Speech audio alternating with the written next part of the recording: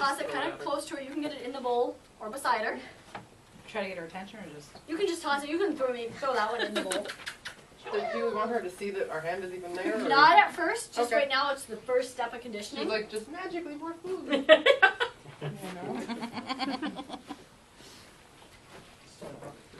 Oh girl. my god, I can't believe I touched that. What she's realized, and don't throw it in the dish. Once she's away from it, that's okay. Just Okay. yep, you're good. So go and walk, and you guys are just gonna keep cycling through and taking little bits of that food and throwing it towards her. And try and get it close so it makes a noise so she notices it. Don't put it in the dish. Yep, try and stay away from in the dish now. That's okay, and she may not notice it. Eventually what she's going to condition, when we come up to her, she gets even better food. Normally what we do is we have a higher value treat, not the same thing she has. Unfortunately, this is really close to her. Good girl! And really quick, kind of keep moving with it. Take a little bit. When she walks up to you, automatically throw it towards her. What are we doing this time? Same thing. Oh, okay. Karen's gonna come in here more and be like, what is it? Oh my god, It's supposed to be on the Afghan, but we can't. there you go. Not in the dish? Oh, yeah, right. On the ear. Like I said, she's really good. This one's not, she's more possessive, not aggressive. She just wants it really bad. With a truly aggressive dog, we'd have it actually back tied. We wouldn't have someone standing there because that would be a dog that would redirect. And we would just keep cycling through, cycling through. Eventually when we run out of food, the exercise is done, they get to just eat the food. Food, yeah. The whole goal of it. Like heaven to her. I didn't get her Okay, to and then do you that. guys can go ahead and take a seat because we kind of ran out, and we'll let her. She probably ate her dinner now, but yeah. So when I did her temperament test, she actually like forced me to the hand and cheated several times. I mean, that was really mild when we did it just now. I was gonna say, yeah, so- she's fine right now. Yeah. It could just be that she's more of a stressful position. Or else she was just really hungry for She could canned have just food. been really hungry at the time too. She is really good about it. We want to, like I said, normally we would test a distance on it. The dog that we had at school that we had to practice on was horrible. Like it would eat your face off before its bone. We had to stay, it was our gym. It was like a gymnasium size. We had to stay halfway across and throw the food towards the dog so it wouldn't notice us. We don't want her to notice us. We want them to notice the food, oh hey, there's more food. And again, normally it would be a higher value if it was like over a bone. Then you would use like canned food and just toss it. Or hot dogs would have been good. Chicken, like warmed up chicken would have been good to work on it with her.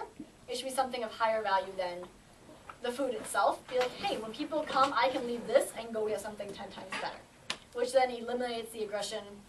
Normally all the way by the time we were done, and it took the 3 months to get this dog done, but he was an extreme aggressive case. Like he would chomp down. He broke our hand, like broke it, snapped the wood and everything. He was really bad about it.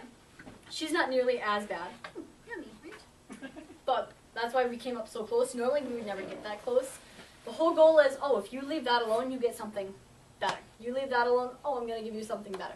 You leave that alone, this is better. So if a kid walked up, she'd automatically assume, oh, they're bringing me something better, not coming to take it. Good analogy is, if you go to a party, and there's all this food, and the hostess is all excited for you to be there, and you come and you take all their food and leave, they're probably not going to invite you back. If you come to the party and you bring a really good dish and leave it there, they're going to be like, oh, we should invite so-and-so again because they made this awesome, it was fun, it was good, they came and brought something they didn't just take, which is the same position we want to give them. We don't want to ever take their food. A lot of people condition dogs that, oh, I should be able to come up and take your food whenever. If I'm eating a burger, I don't want someone to come and take it. Point blank, I don't want that to happen. I should tolerate that they're there, but I don't want to, like, if she was actively eating it, and I came and just took it away. She's like, oh, well, okay. Next time you come up to me, you're not getting it. I'm not going to give you the option to get it again because I don't want to. That's you came and took it from me. If I came and make it, hey, look, I'll bring you this. Good girl. Honestly, the best case scenario, and I know a lot of people started out like old school, I should be able to take whatever I want of my dogs. If they're eating, let them eat.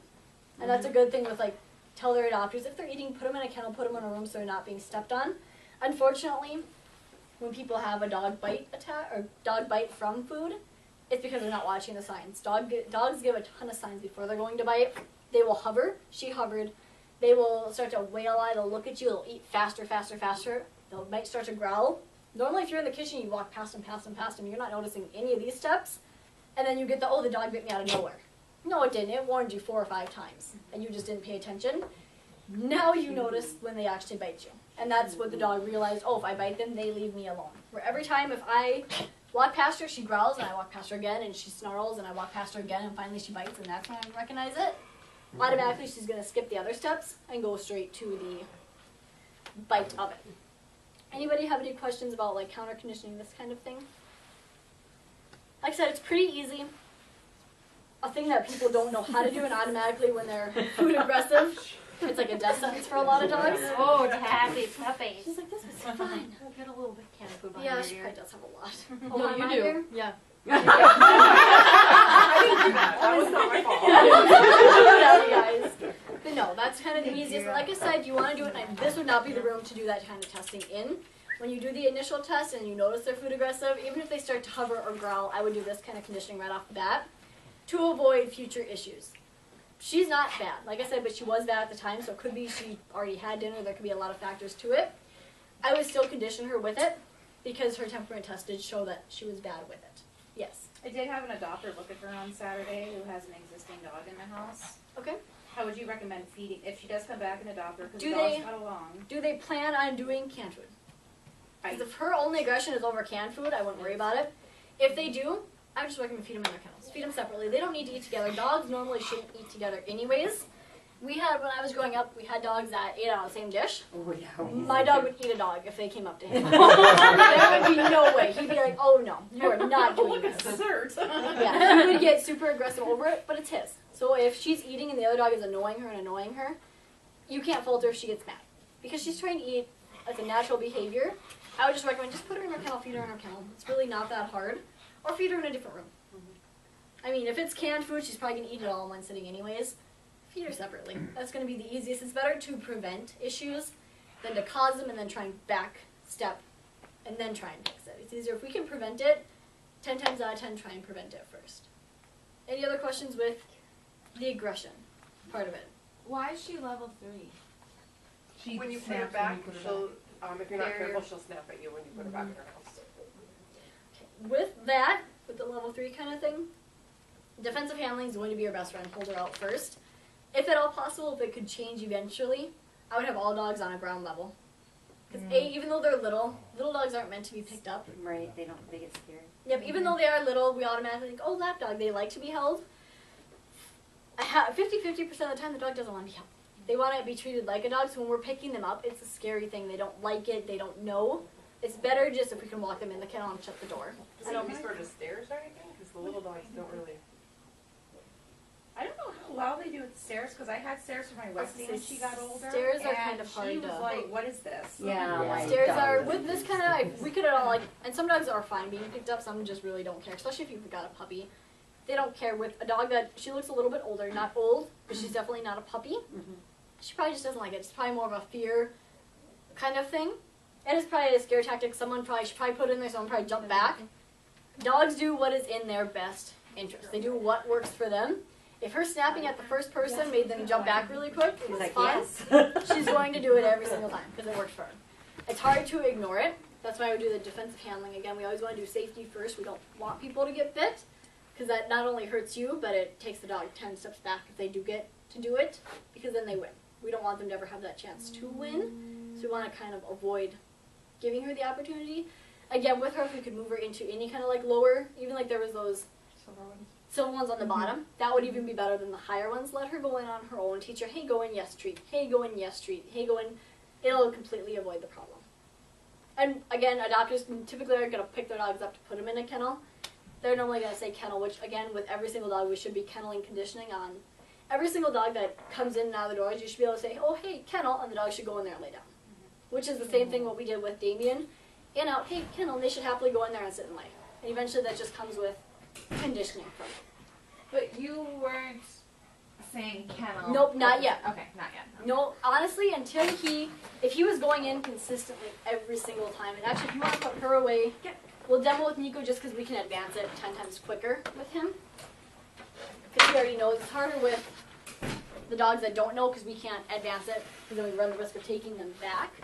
We'll kind of clean this mess up. You just throw it on the napkin. I'm gonna throw it away. I mean, Got a mess. Okay. So we'll go ahead and bring him in. Does anybody know what time it is? He's almost 8. So we'll probably end on this note as soon as we bring him and finish that. We'll bring him in. So you're cleaning up the mess? Yeah, he probably will too. He likes food. And I'm just gonna grab Kibble because he doesn't do all the treats. Okay, so basically he is kennel conditioned already. He knows it's gonna be a little bit small. He's gonna have to just put up with it. You're gonna unleash him really quick. And normally you do this on a leash. He's too small for that kennel. It's gonna be 10 times. It's gonna be 10 times harder for him to do it. Good boy, come here. And he's gonna notice all that food probably. So what we're gonna do, again, we're gonna basically take from where we went with Damien, where he was going in freely. Nico. I know, that's got better value. Click, he rewards himself. And then he turns around, good boy, come here. Nico. Turn around, I didn't throw it in. Click, yes, good boy, come on. And then eventually you're just going to act like you're throwing it. That is a hand signal. There's food in there, I know. Turn around, click, treat. Good boy, and then he can come out.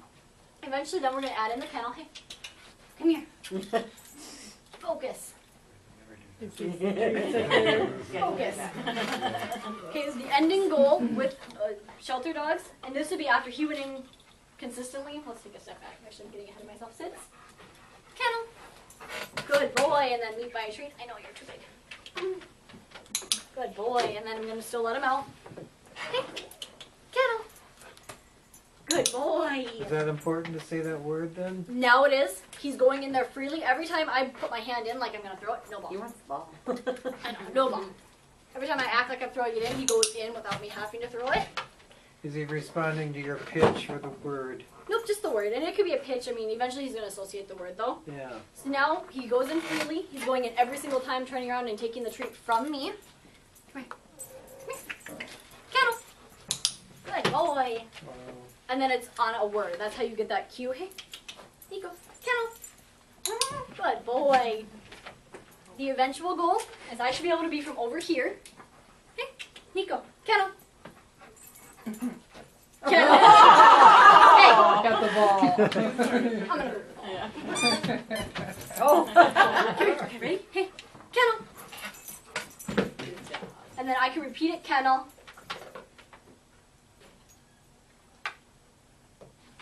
Kennel. Kennel. Good boy. Okay, free. Good boy. But it should be able to be from anywhere. If I'm over here, hey, Nico. But he's waiting for Kennel. something, right? He's waiting for. He's sniffing everything. But isn't he waiting for a reward? Yep, but he'll sit there until I say okay. Free! Good boy! And again, you can even go out of the room. Hey, you go. No. Kennel. Kennel. Kennel. He's like, fine. Kennel. Kennel. Okay. I should be able to walk around. Kennel. Kennel. You're being horrible. And be able to leave. Kennel. 4 feet. Back. Good boy. Kennel. And walk again. Doesn't matter what I'm doing. That's the eventual goal. We want to be able to put them in there. And they stay. It's kind of like the same as that place when I brought that place bed last week. Same kind of goal. Free! Good boy. And again, it should be able to be from anywhere. Hey, Nico. Again, you want to get the dog's attention first. If I'm like, kennel, kennel, he has no idea I'm talking to him. Kennel. Good boy. And I'd stay.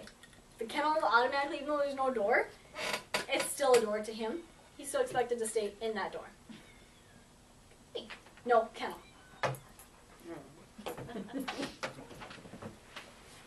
And again, we could continue on our lesson. He'll stay there. Doesn't matter what we're doing.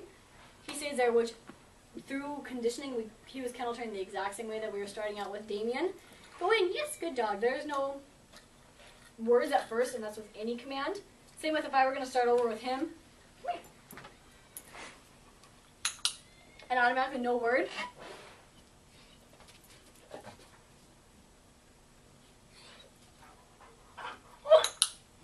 He's eventually going to figure out what I want him to do, just based off of conditioning. Sorry, I'm gonna lean over you guys.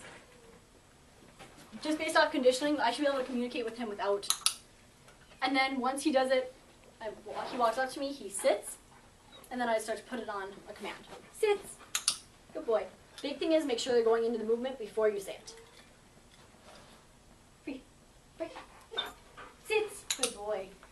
So once they start to go down, that's when you add in that command. Last week when we went over timing, literally it is everything, even with the really basic things. He learned it. He was a puppy.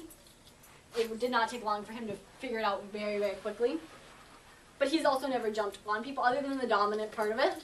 He never gets excited to see people and jumps on them. Anybody, any questions about the clicker or anything like that?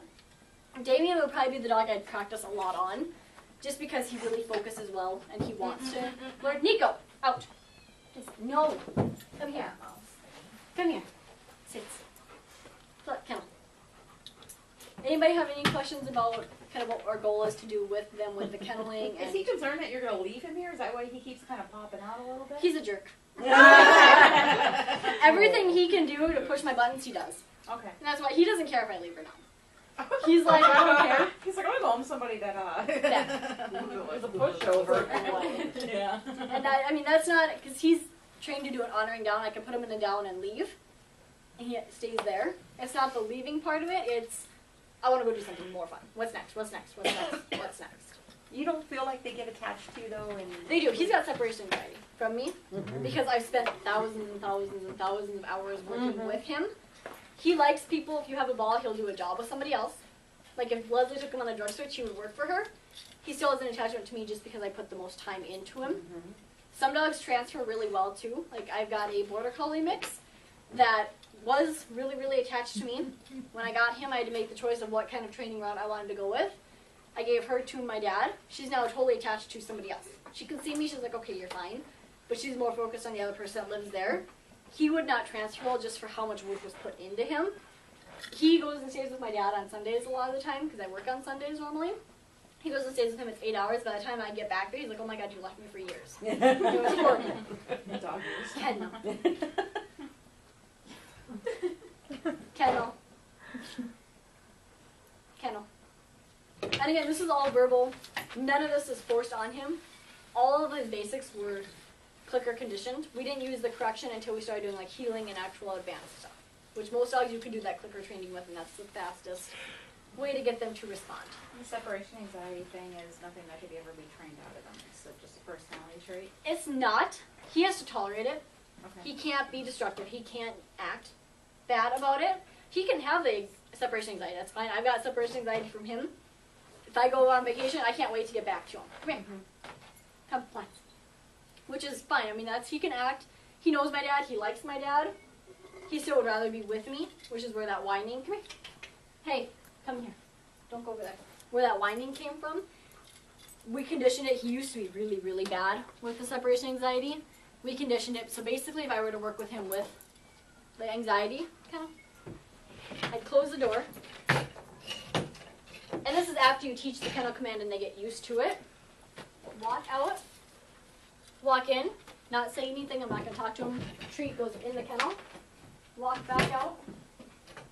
Walk back in. Treat goes in the kennel. Walk back out. So this is kind of like when your newborn baby's screaming in the middle of the night. You don't go and pick them up. You No. just go and let them see that you're still there, and then you leave the room. Yep. Hey, I'm still here. Don't worry about it. Okay. You're not going to get up. He also knows if he whines in his kennel, he doesn't get out. That's the big thing. It's really hard, especially if we get like a puppy as a foster dog. Put them in their kennel and they scream. It's really hard, but you have to let them do it. Let them scream when they're quiet. Yes, good dog, you get a treat. When they're quiet, yes, good dog, you get a treat. If you're barking, you don't ever get let out. If you're whining, you don't get let out. If you're in there, he can stand. He's not happy. He's staring at me. He's being quiet. He's being calm. Yes, good dog. And he gets a treat. And that's just that reward-based. Don't worry, I am coming back. Because he used to break out of kennels and be really bad. He actually went through they do go through spurts of it. They always will. He went through, I think he broke 2 kennels of mine. But we did the same conditioning, and he's like, okay, never mind, I'm okay. I don't know what happened there, but now I'm okay. I have a question, sorry, it's not quite related to this. No, It has that's to do with okay. You said no toys for the dogs in a kennel, which I can see how that could cause medical issues and whatnot. Is there anything that we can provide that gives them some stimulus? Because I mean, they are in there for a long time. The best thing that I would do, I'd get, Starmark has a really good brand, like interactive toys. Make sure they're super, super durable. Test the dogs out first with them. Kong toys are good. Anything stuffed is automatically you don't want to. Hey, come here, sit. Anything stuffed, I've gone through, it's been horrible of him to try and find toys that he doesn't chomp right away. The black Kongs are really good. Starmark does a really good job. They actually have an interactive ball, which we're going to kind of touch in more next week too. I'm going to bring those with. You stuff them with food and they actually have to work it out. They're mind games because right now the toys aren't interactive. They're just taking their frustration out on them. What about even things like tennis balls? Are those bad because you can rip the fluff off of them? Tennis balls are actually really bad in general for dogs to have. Most trainers won't use them. If you notice, where's his toy? Nico. I won't, if I can avoid it, I try not to use tennis balls with him. Come here. We'll give it 2 seconds from now. Okay. Tennis balls, A, the fluff rubs on their teeth and will deteriorate their teeth. B, there's, come here, Nico. B, there's breakability. He breaks them in 2 seconds because they chomp and it pops open. C, there's a ton of dogs, if you look up, that swallow them and then they suffocate and die over it. A lot of friends that I had would use tennis balls as a reward until their $1,000 dogs started swallowing them because they were so excited over it, and then they passed away from it because you can't backtrack out of it. It's too big to swallow and it's too big to get back up, and they were losing a ton of dogs. They're like, we can't do this. Better ones are like Kong has a big black ball. Actual dog toy balls are 10 times better. Kong did a squeaky tennis ball. Don't do that either. Try and stay away from tennis balls. Gape does a really good brand. It's kind of nice. It's a ball. A, you can throw it 10 times farther. B, it's a reward. It's an interactive toy. So when he plays, okay, get it. Again, I try and stay away from toys that don't interact with me with my dog. The tennis ball he can play with on his own. I don't have to interact. This, it's a tug. We can play tug. We can play tug. Out. We can play with it. It's more of a fun game. And then he can't break it. It's super durable, and swallowing it, he can't. It's too big. And this is actually a little bit smaller for him. They make a bigger one, which is what I would typically use with him. What were the names of those brands again? Sorry. Kong does really good. Kong, and then- Starmark has a bunch of good toys. Nico, hey, come here. And then Gappe, G-A-P-P-A-Y. Nico, come here. Hey, come here. Sit. But those are like the preferred. They're a little bit more expensive, but they last longer than a $2 tennis ball does. You can have it. I don't want it. Any other questions with anything? Okay, awesome. We are good to go. Again, if anybody has any questions afterwards, feel free to stop and ask too. But you guys are all good to go. We will do it again next week. And next week we're going to cover kind of the same thing. We're going to do more obedience, especially with like Damien and that kind of thing.